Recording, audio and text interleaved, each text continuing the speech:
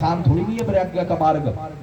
इसलिए ब्रह्मा जी समझा रहे हैं इस कर्तव्य को। बोला संत का चरित्र जो है वो संत का जीवन उसी का ही सफल है जो पहले गृहस्थ जीवन भोग ले।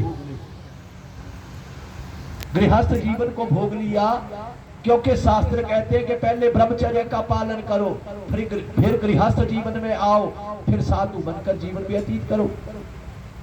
लेकिन भगवत प्रेमियों परमात्मा की जिसके ऊपर विशेष कृपा रहती है ना, वो बचपन से भी जो है वो ब्रह्मचारी हो सकता है। बोलिए भागवत भगवान की। कर्दम जी वन में चले गए दर्शन करना। भगवत प्रेमियों ब्रह्मा जी के पुत्र ये कर्दम वन में चले गए और यहाँ से ही सारी सृष्टि बनी। भगवत प्रेमियों दर्शन करना, कथा के बीच में ध्यान देना।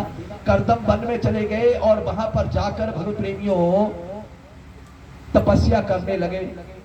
तपस्या करते करते जब बूढ़े हो आए, जब वृद्ध हो चले भगवत प्रेमियों, तो कर्दम के मन में आज एक विचार आया कि दुनिया के लोग जो है वो विवाह करते हैं, अपनी पत्नी के साथ विहार करते हैं, और हम देखो यहाँ पर जंगल में जो है वो अकेले पड़े हुए हैं।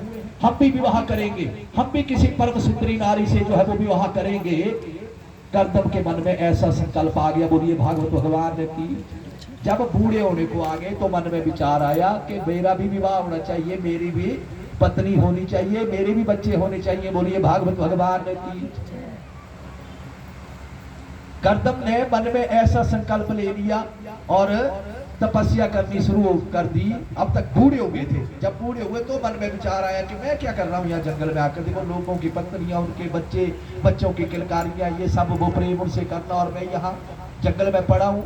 अब तक भक्ति कर रहे थे परमात्मा को पाने के लिए, अब भक्ति करनी शुरू कर दी।